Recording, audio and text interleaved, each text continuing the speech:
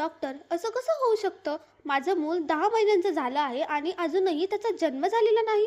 तुला काहीतरी गैरसमज होतोय. असं होऊच शकत नाही. तू महिने मोजण्यात नक्कीच काहीतरी चूक केली असशील. तुम्ही हे काय बोलताय? गरोदर असलेली एखादी स्त्री आपले महिने मोजण्यात चूक कशी काय करू शकते? मी सांगितलं ना, माझं आत्ताच्या आत्ता अल्ट्रासाउंड करा.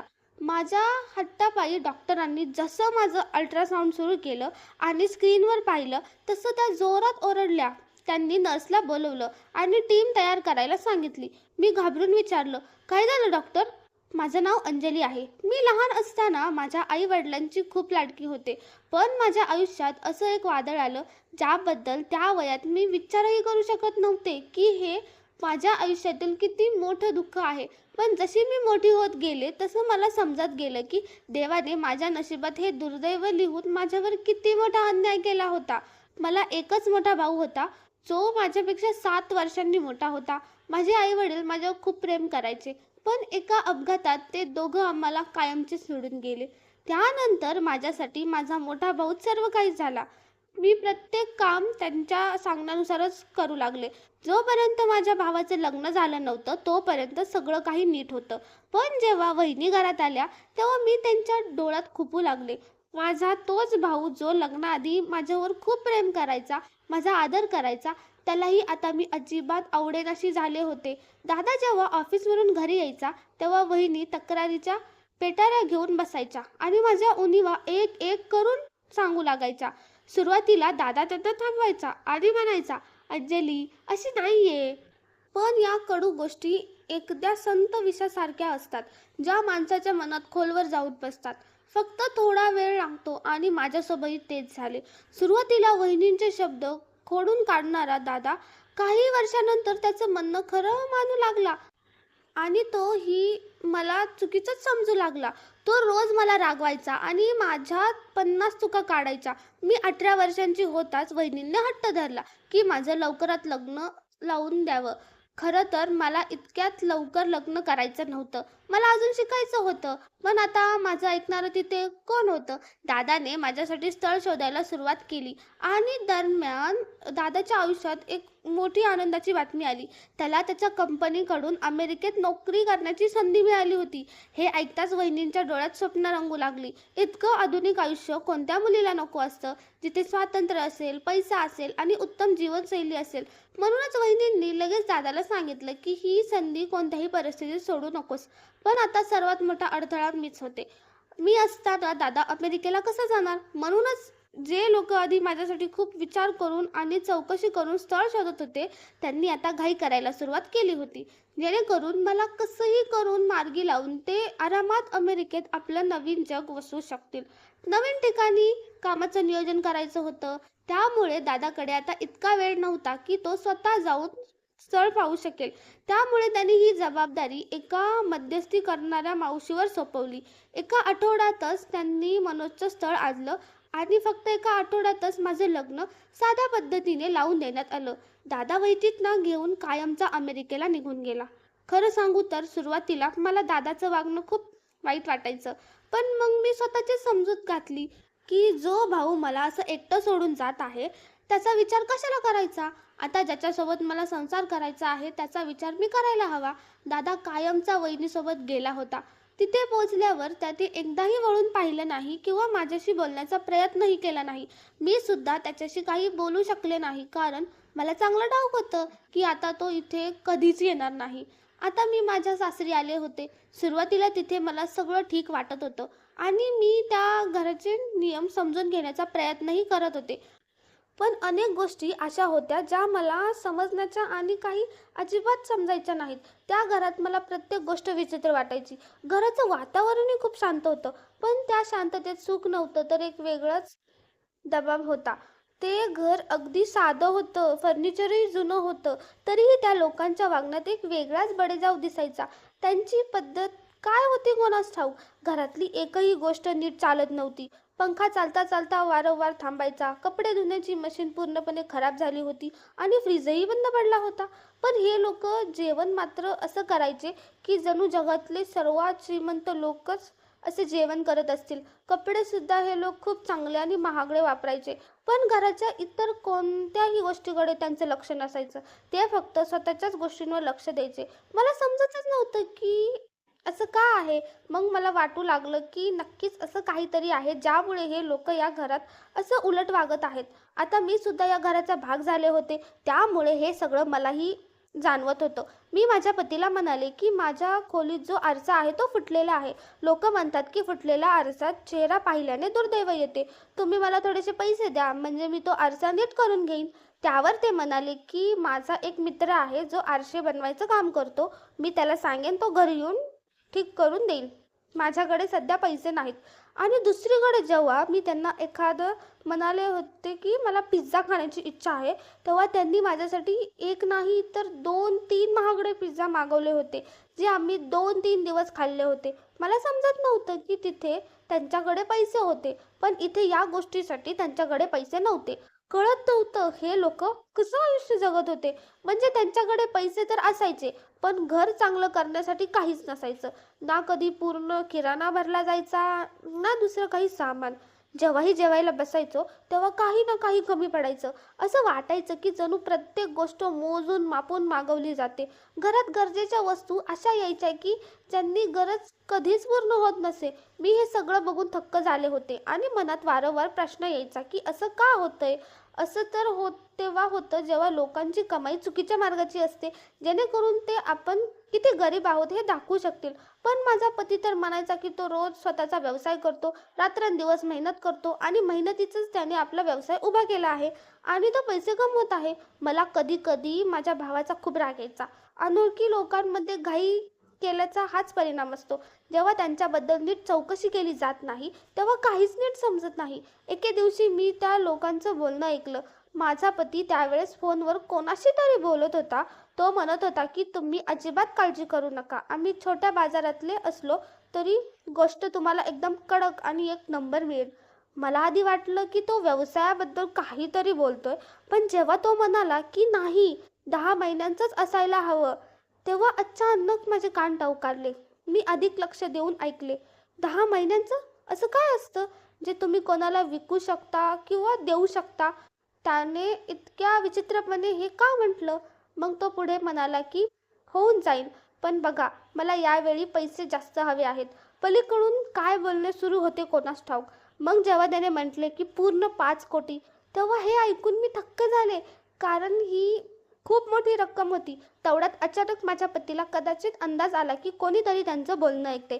त्याने लगेच पुढे होऊन खोलीचा दरवाजा बंद केला आणि मी पुढचं बोलणं ऐकू शकले नाही. मी तिथेच धक्क्यात उभी राहिले. माझ्या हृदयाचे ठोके खूप वाढले होते. मी जे काही ऐकलं होतं ते खरं होतं की माझा काहीतरी गैरसमज होत होता, हे मला समजत नव्हतं.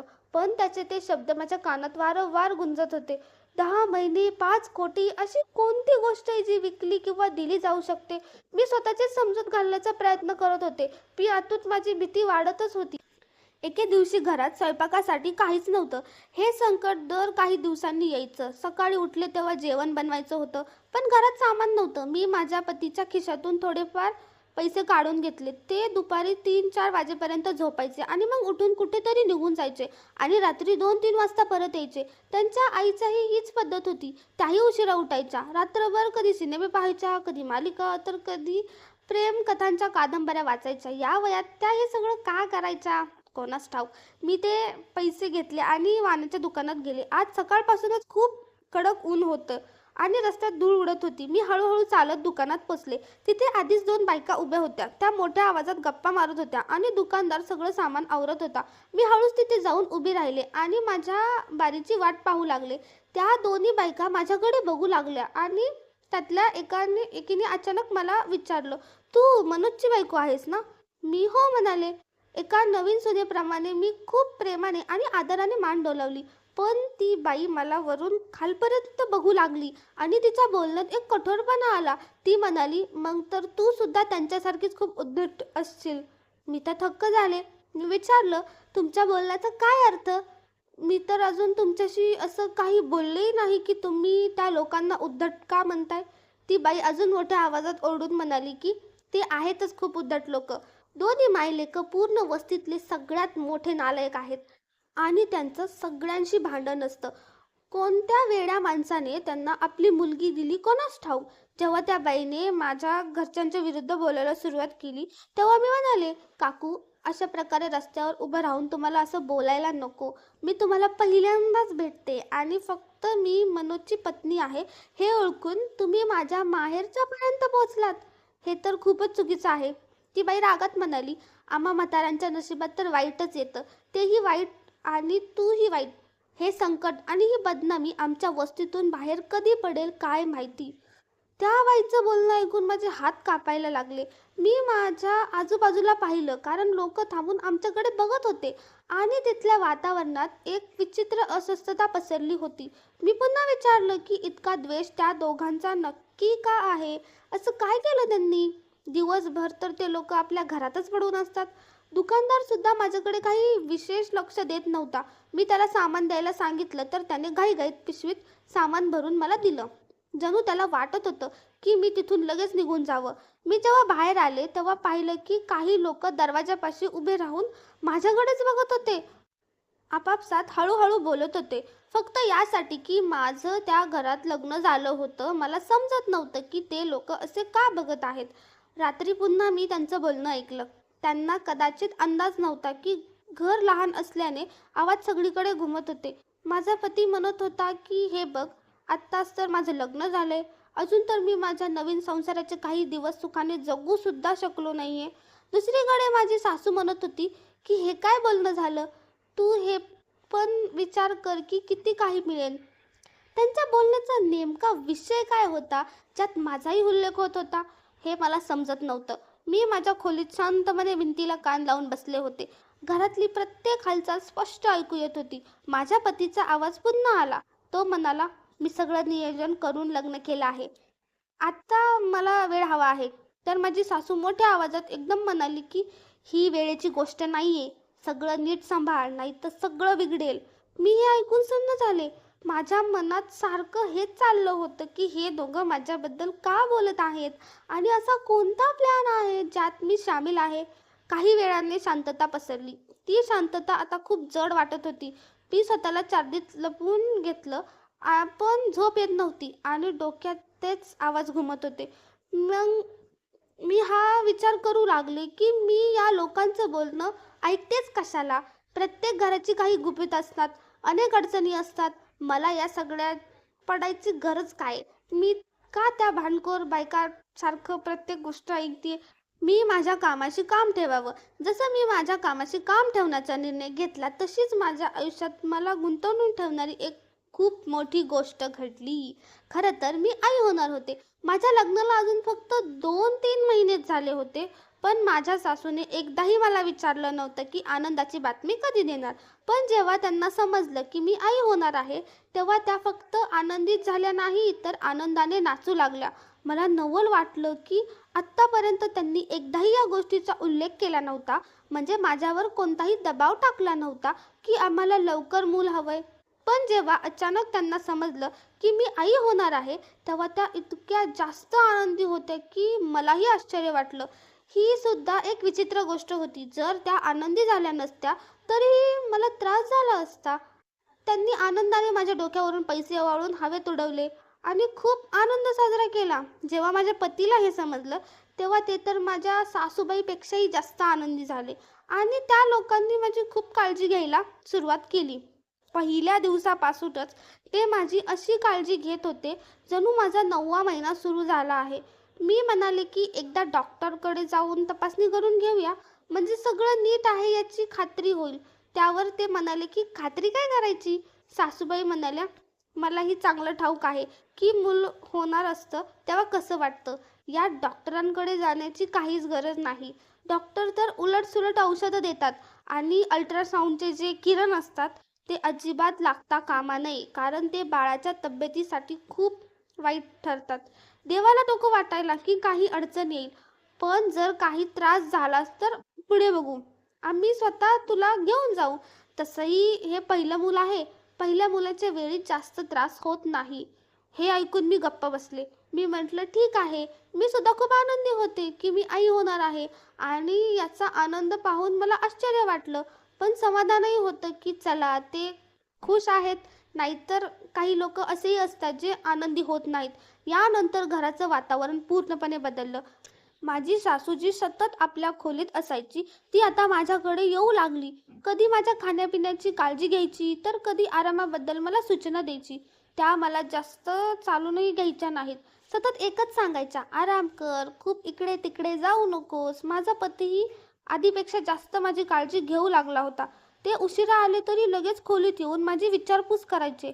पण त्यांच्या डोळ्यात एक विचित्र अस्वस्थता दिसायची, जी मला समजायचीच नाही. मी जेव्हा रात्री झोपलेले असायचे, तेव्हा घरात शांतता तर असायची. पण मला असं वाटायचं की या शांततेत काहीतरी लपलेलं आहे. माझी सासू आणि माझा पती कधी-कधी दबल्या आवाजात बोलायचे आणि मी जवळ गेले की गप्प व्हायचे. मी आतून आनंदीही होते आणि अस्वस्थही होते. आनंदी यासाठी की मी आई होणार होते आणि अस्वस्थ यासाठी की या घरात प्रत्येक गोष्ट खूप विचित्र होती. माझा पती स्वतःच्या हाताने रात्री मला दुधाचा ग्लास पाजायचा. मला ते दूध अजिबात आवडत नव्हतं. पण ते म्हणायचे की तुझ्यासाठी हे दूध खूप गरजेचं आहे, म्हणून तुला हे प्यावंच लागेल. मलाही माहिती होतं की दूध पिणं माझ्यासाठी चांगलं आहे. म्हणून औषध समजून मी ते प्यायचे. जोपर्यंत मी दूध पूर्ण संपवत नसे तोपर्यंत ते माझ्यापाशीच बसून राहायचे. मला बरं वाटायचं की माझा पती माझा इतकी काळजी घेतोय. असाच वेळ जाऊ लागला. मी ऐकलं होतं की जेव्हा स्त्री गरोदर असते तेव्हा तिला काही लस दिल्या जातात आणि काही तपासण्याही होतात. पण त्या लोकांनी असं काहीच केलं नाही. तरीही माझी तब्येत ठीक होती आणि सगळं नीट चाललेलं होतं. मला फक्त तेच त्रास होत होते जे सहजा गरोदरपणात होतात. पण ते सर्व सामान्य होतं. मी सुद्धा खुश होते. माझे 8 महिने खूप छान गेले. 9वा महिना सुरू झाला. मी एके दिवशी सासूबाईंना म्हणाले की आता 9वा महिना सुरू झाला आहे. मी माझी बॅग तयार करून ठेवते. कारण कोणत्याही वेळी अचानक दवाखान्यात जाऊ लागू शकतं. मग बॅगेत सगळं सामान असायला हवं. त्यावर सासूबाई म्हणाल्या, तुझं डोकं फिरलंय का? 9वा महिना कसं काय लागला? अजून तर फक्त 7 महिने झाले आहेत. हे ऐकून मी थक्क झाले. कारण तसं अजिबात नव्हतं. त्या तर माझ्यासमोर उभे राहून ही गोष्ट इतक्या ठामपणे सांगत होत्या जणू मी पूर्णपणे अडाणी आहे. मी म्हणाले, नाही आई, 9वा महिनाच सुरू झालाय. उलट वरचे 15 दिवसही झाले आहेत. तुम्हाला आठवत नाहीये का मी तुम्हाला कधी सांगितलं होतं आणि तो महिना कोणता होता? आता बघा हा कोणता महिना आहे? सरळ सरळ हिशोब आहे. 9वा महिनाच तर सुरू आहे. सासूबाई म्हणाल्या, अगं आजकालच्या मुलींच्या कुठे लक्षात राहतं? तुझी चूक झाली आहे. तुला बॅग तयार करायची असेल तर करून ठेव. पण अजून खूप वेळ बाकी आहे. मी मनात विचार केला की सासूबाईंना विसरण्याचा आजार झाला असावा. पण त्या ही गोष्ट मान्य करणार नाहीत. म्हणून मी गप्प बसले. मी वाद घातला नाही आणि स्वतः बॅग तयार करू लागले. कारण मला स्वतःची काळजी तर घ्यायचीच होती. मी कपडे आवरले, लहान बाळासाठी काही गोष्टी वेगळ्या ठेवल्या आणि गरजेचे सामान एकत्र केलं. घरात आता तोच दिनक्रम होता. दिवसा या वेळी सगळे आरामात असायचे आणि रात्री घरातून हलका हलका आवाज येत राहायचा. माझी तब्येत आता आधीपेक्षा थोडी जड वाटू लागली होती. पण मी स्वतःची समजूत काढायचे की हे सगळं सामान्य आहे आणि वेळेनुसार सगळं ठीक होईल. माझी सासू मात्र आपल्याच म्हणण्यावर ठाम राहिली. त्या सतत हेच म्हणायच्या की अजून खूप वेळ आहे, घाई कशाची आहे? आणि मी प्रत्येक वेळी हाच विचार करायचे की जर माझा हिशोब चुकीचा असेल तर माझ्या शरीरात जे बदल होत आहेत ते असे का आहेत? माझ्या हिशोबाने 9वा महिना पूर्ण झाले होते आणि मी गोंधळ घालायला सुरुवात केली की मला दवाखान्यात घेऊन चला, कारण आता 9 महिने पूर्ण झाले आहेत. पण मला अजूनही कळा येत नव्हत्या. कदाचित ऑपरेशन करावं लागेल असं मला वाटत होतं. सासूबाईंचं तेच जुनं कारण होतं की अजून तसं काहीच नाहीये.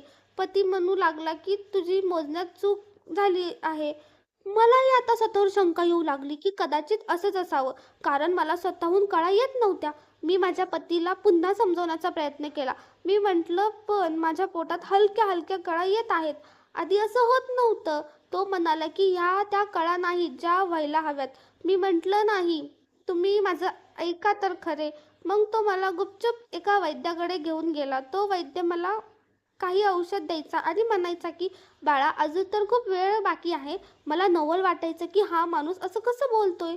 जरी माझी मोजण्यात चूक झाली असली तरीही 9वा महिना तर सुरू झालाच असेल ना. मी घरी परत आल्यावर खूप अस्वस्थ झाले. प्रत्येक गोष्ट मला आधीपेक्षा जास्त गुंतागुंतीची वाटू लागली.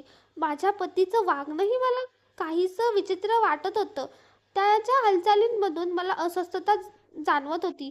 जणू तो काहीतरी लपवत आहे आणि सासूबाई दरवेळी हेच म्हणायच्या की अजून खूप वेळ आहे, अजून घाई नाहीये. जणू त्यांना मला पक्की खात्री पटवून द्यायची होती. मी रोज माझ्या शरीरातून होणारे बदल, माझी अस्वस्थता अनुभवत होते आणि वाट पाहत होते की कदाचित वेळ येईल. पण वेळ जणू थांबली होती. प्रत्येक गोष्ट एकाच ठिकाणी थांबली होती. एकदा, दोनदा असं झालं की मला पुन्हा खूप जास्त वेदना झाल्या. मी पुन्हा पतीला म्हटलं की मला दवाखान्यात घेऊन चला, कारण या वेदना आधीसारख्या नव्हत्या. प्रत्येक वेळी विचित्र पद्धतीने या वेदना होऊन थांबून जायच्या.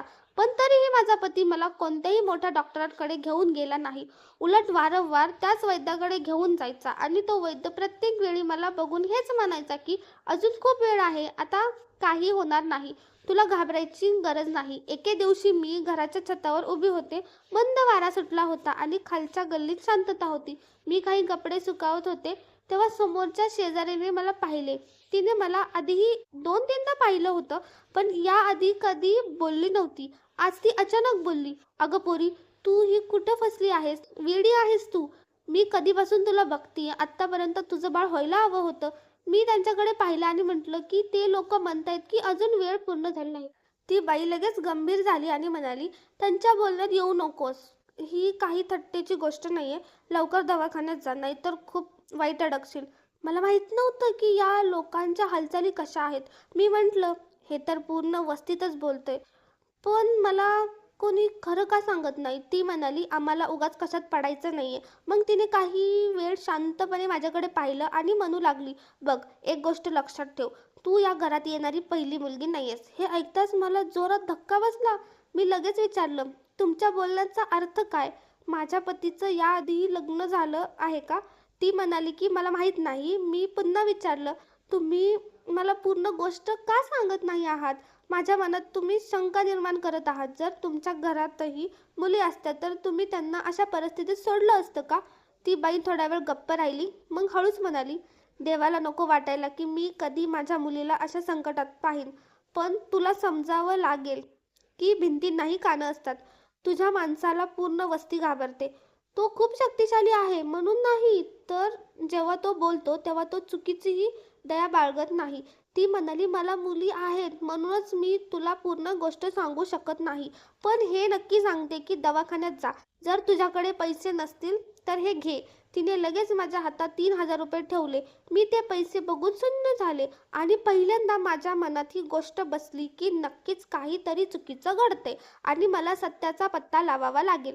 आता माझ्याकडे पैसेही होते, पण माझ्या मनात हिंमत होत नव्हती. मी तर फक्त वाण्याच्या दुकानापर्यंत जाऊ शकत होते. तिथपर्यंत जाण्याचीच मला परवानगी होती. एके दिवशी सामान घेण्याच्या बहाण्याने मी त्यांच्या दुकानात पोहोचले आणि त्याला विचारलं, "त्यांच्या घरात माझं लग्न झालंय. तुम्ही त्यांना ओळखता का?" त्याने हो म्हटलं. मी विचारलं, "तर मला त्यांच्याबद्दल काहीतरी सांगा." "मला कोणीच काही सांगत नाहीये." तो एक मुलगा होता जो त्या दुकानात काम करायचा. माझ्या लहान भावासारखाच होता. तो म्हणाला, "तुम्ही तुमचा नंबर द्या, मी फोनवर सांगेन." मला वाटत होतं की तो सुद्धा माझ्या पतीला घाबरत आहे. मी त्याला माझा नंबर दिला आणि "ठीक आहे" म्हटलं आणि हे सुद्धा सांगितलं की कोणत्या वेळी फोन करायचा. तो म्हणाला, "मी फोन करणार नाही, तर मी तुम्हाला एक मेसेज पाठवीन. तुम्ही तो वाचून घ्या आणि मग ती तिकडून तो काढून टाकेन. जर माझं नाव आलं तर मी विनाकारण संकटात पडेन." मी म्हटलं, "ठीक आहे." मी त्याच्या मेसेजची वाट पाहू लागले. जेव्हा मी घरी परतले तेव्हा दिवसभर अस्वस्थ होते. प्रत्येक आवाजावर माझे कान टवकारले जायचे. प्रत्येक वेळी मन म्हणायचं की आज काही ना काहीतरी नक्की घडेल. पण सोबतच ही भीतीही वाटत होती की जे सत्य समोर येईल ते माझ्यासाठी कसं असेल. रात्र झाली तशी घरात पुन्हा शांतता पसरली. मी माझ्या खोलीत गेले. पतीही बराच वेळ घराबाहेर गेला होता. मी खोलीत एकटीच बसले होते आणि वारंवार फोन बघत होते. वाट पाहत होते त्याच्या मेसेजची कधी येईल. काही वेळाने माझ्या फोनवर मेसेज आला. हा तो क्षण होता ज्याची मला खूप भीतीही वाटत होती आणि प्रतीक्षाही होती. जेव्हा मी तो पूर्ण मेसेज वाचला तेव्हा माझे हात कापायला लागले. तो मुलगा त्यात लिहित होता, "आजपासून 2 वर्षापूर्वी अशाच प्रकारे तुमच्या पती मनोजने तुमच्याच सारख्या एका मुलीशी लग्न केलं होतं.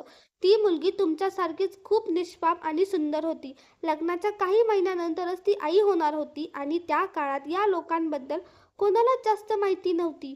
हे लोक इतर वस्तीतल्या लोकांसारखे सामान्य वाटायचे. ती मुलगी आई होणार होती. पण एके दिवशी असं झालं की त्यांच्या घरी पोलीस आले आणि बातमीदारही आले. समजलं की त्या मुलीचं बाळ कुठेतरी गायब झालं होतं. बातमीदारांनी ही केस खूप उचलून धरली आणि या लोकांनाही चढवून वाढवून उत्तरं दिली की ही आमच्या घरची गोष्ट आहे, यात कोणालाही मध्ये बोलण्याची गरज नाही. आता तुम्ही विचारलं की हे बाळ कुठे होतं, तर कदाचित गोष्ट अशी आहे की त्यांनी ते बाळ काढून कोणाला तरी देऊन टाकलं होतं. कारण बाळ तर गायब होतं. पूर्ण वस्तीला फक्त एवढंच सांगण्यात आलं. तेव्हापासून त्यांचं घर बदनाम आहे. कारण त्यांच्या घरी पोलीस आणि बातमीदार आले होते. त्यानंतर मुलीच्या घरच्यांनी खूप विचारणा केली. तेव्हा त्यांनी खूप भांडण केलं होतं. तुमचा पती याच कारणामुळे 3 महिने तुरुंगातही जाऊन आला आहे. याच कारणामुळे त्यांच्याशी कोणीही संबंध ठेवत नाही. आणि आता सध्या सगळे या गोष्टीमुळे चक्रावून गेले आहेत की 2 वर्षानंतर त्यांनी पुन्हा तुमच्यासारखी मुलगी कशी काय मिळवली. जेव्हा मी त्याचा तो पूर्ण निरोप वाचला तेव्हा माझा जीवच गेला. माझे हातपाय थंड पडले आणि माझं शरीर सुन्न झालं. मी काही वेळ शांत बसून राहिले आणि डोकं धरून भिंतीकडे बघत राहिले. मी मगाशी काय वाचलं आहे हे समजून घेण्याचा प्रयत्न करत होते. माझ्या डोक्यात तेच विचार फिरत होते. पोलीस, बातमीदार, बदनामी आणि ती मुलगी जिच्यासोबत हे सगळं घडलं. मला वाटत होतं की हे सगळं खोटं ठरावं. पण माझ्या मनात एक भीती बसत चालली होती जी कमी व्हायचं नावच घेत नव्हती. मी फोन हातात धरला आणि वारंवार तो निरोप वाचू लागले. प्रत्येक वेळी मन अधिकच जड होत होतं. मला आता फक्त एकच गोष्ट स्पष्ट दिसत होती की मी माझ्या पतीशी याबद्दल बोलायला हवं. पण त्यांच्याशी थेट प्रश्न विचारण्याची हिंमत नव्हती. कारण त्यांचं घर माझ्यासाठी अधिक विचित्र होत होतं आणि आता ही गोष्ट माझ्या मनावरचं ओझं अजूनच वाढवत होती. एके दिवशी माझ्या पतीचा मूड खूप चांगला होता. ते घरात खूप हसण्या खिदळण्याची गोष्टी करत होते आणि खूप मावळ भाषेत बोलत होते. मी माझ्या खोलीत होते आणि स्वयंपाकघरात कामात गुंतले होते. हे चांगलं वातावरण बघून मी माझ्या पतीला बोलता बोलता विचारलं, तुमच्या आयुष्यात येणारी मी पहिलीच मुलगी आहे ना. ते लगेच माझ्याकडे बघून थांबले. जणू माझ्या प्रश्नाने त्यांना धक्का बसला असावा. मग हलकसं हसले आणि म्हणाले, तुला काही शंका आहे का. तू पहिली नाहीयेस तर तुला अजून काय वाटतं. मी लगेच विषय बदलला आणि म्हटलं, नाही, मी सहजच विचारत होते. स्त्रियांना असे भ्रम होत असतात. त्यांनी कोणत्याही संशयाशिवाय म्हटलं, हो, स्त्रिया अशाच असतात. मग ते खूप प्रेमाने म्हटले, अगं माझी राणी, माझ्या आयुष्यात येणारी पहिली आणि शेवटची मुलगी तूच आहेस. ते ही गोष्ट इतक्या सहजपणे सांगत होते जणू यात विचार करण्यासारखं काही नसावंच. त्यांच्या डोळ्यात शांतता होती आणि चेहऱ्यावर अगदी सामान्य हसू होतं. पण त्यांचा चेहरा बघूनही माझ्या मनाचं समाधान झालं नाही. मी सुद्धा माझ्या चेहऱ्यावर हलकसं हसू आणलं.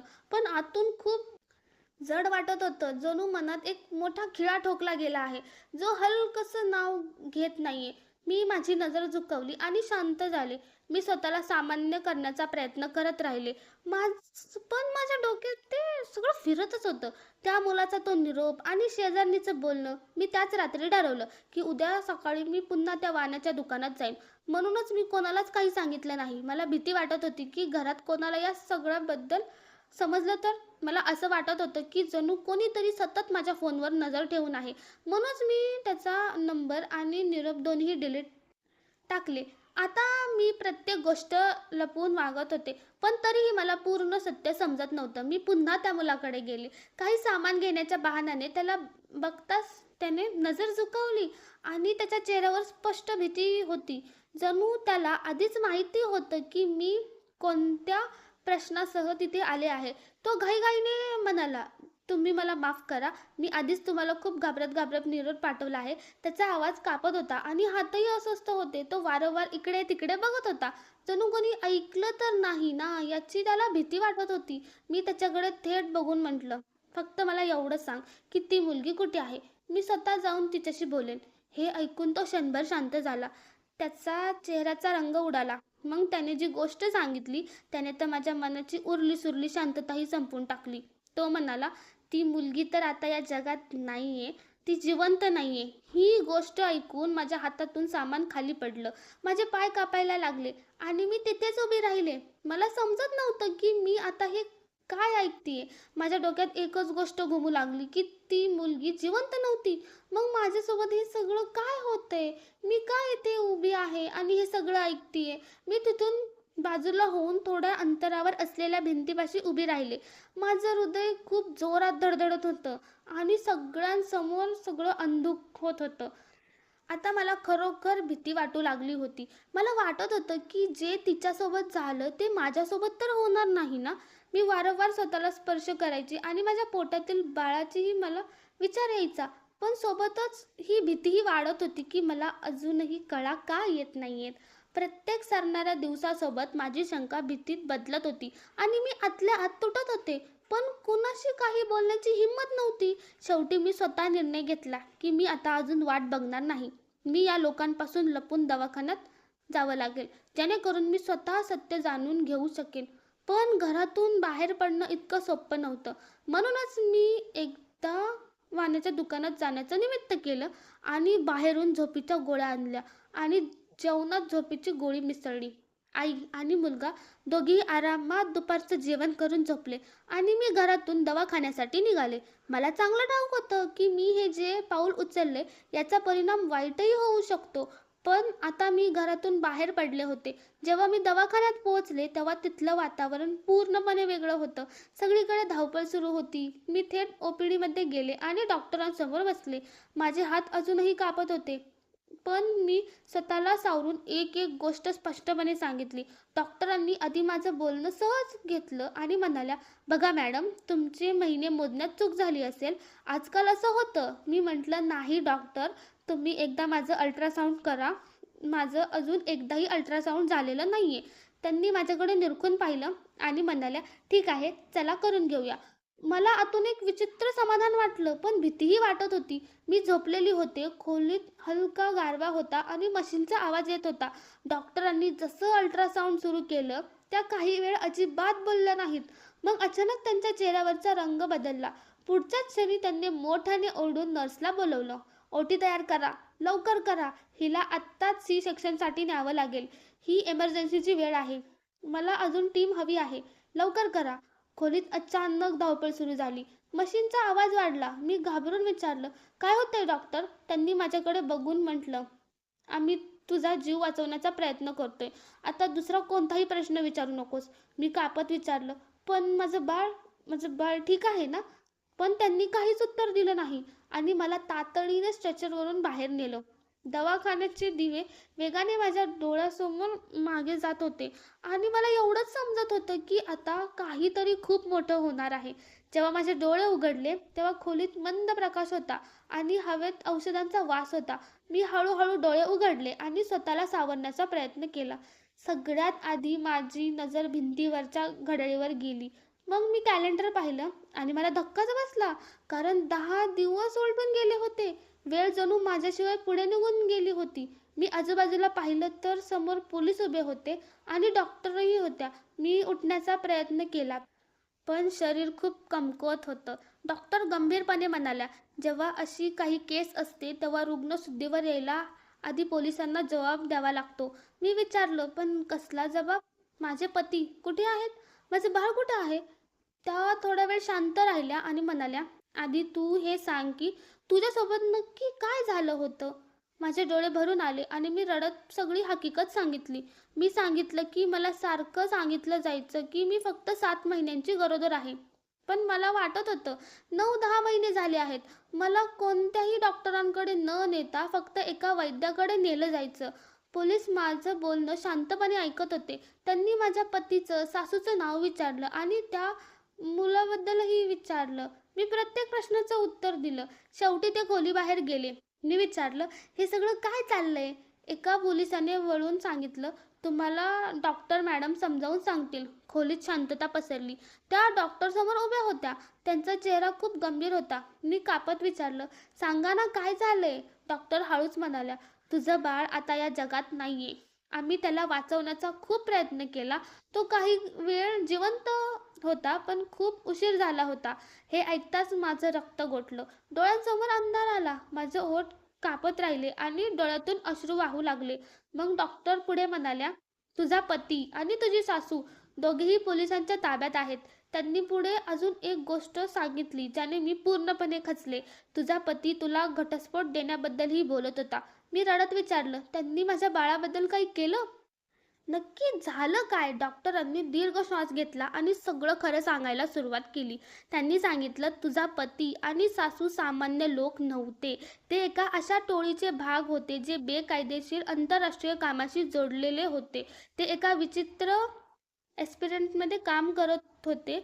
त्यांना अशा स्त्री हवी होती जिचा गर्भ सामान्य वेळेपेक्षा जास्त काळ टिकू शकेल, साधारण 11 महिन्यापर्यंत, आणि बाळ जिवंत राहावं. मी विचारलं, पण असं कसं होऊ शकतं? डॉक्टर म्हणाले, सामान्यतः असं होत नाही, पण काही लोक हे मुद्दाम प्रयोगासारखं करण्याचा प्रयत्न करतात. तुला ज्या गोळ्या दिल्या जात होत्या त्या साध्या नव्हत्या. ते एक खास रसायन होतं जे तुझा पती रात्री दुधात मिसळून तुला पाजायचा. मला आठवलं की तो मला मुद्दाम दूध द्यायचा. मला वाटायचं की तो माझी काळजी घेतोय. डॉक्टरांनी सांगितलं की त्यांना यासाठी 5 कोटींची मोठी रक्कम मिळणार होती.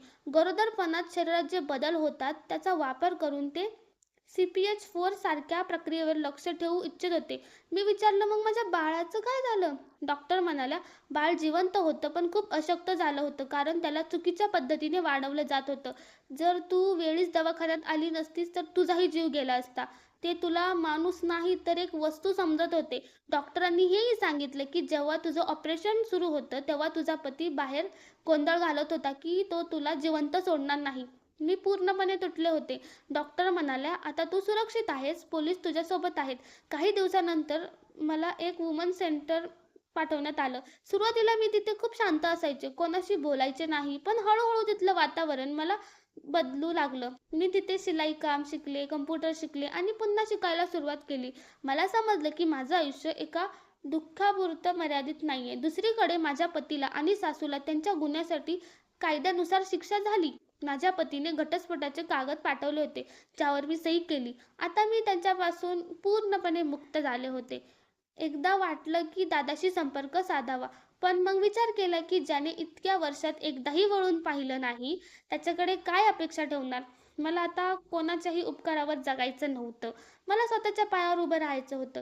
तिथल्या प्रमुख व्यक्तीने मला सांगितलं की तू खूप हुशार आहेस, तू बाहेर नोकरी करू शकतेस. त्या दिवशी पहिल्यांदाच मी स्वतःच्या आयुष्याचा निर्णय स्वतः घेतला. मी म्हटलं की मला माझं आयुष्य स्वतः घडवायचं आहे. मी छोटे मोठे ध्येय ठेवले आणि पुढे जाऊ लागले. मला समजलं की झालेली गोष्ट बदलता येत नाही, पण येणारं भविष्य नक्कीच चांगलं करता येतं. आता माझं आयुष्य माझं स्वतःचं होतं. मला हे आयुष्य दुसऱ्यांदा मिळालं होतं. कितीही कठीण परिस्थिती असली तरी माणसाने हिंमत हरू नये. आता जेव्हा मी आरशात स्वतःला बघते तेव्हा मला एक अशी स्त्री दिसते जी तुटूनही पुन्हा उभी राहिली आहे. हीच माझी सर्वात मोठी ताकद आहे. तर मित्रांनो, तुम्हाला ही कथा आवडली असेल तर कमेंट करून नक्की सांगा. व्हिडिओला लाईक करा, शेअर करा. धन्यवाद.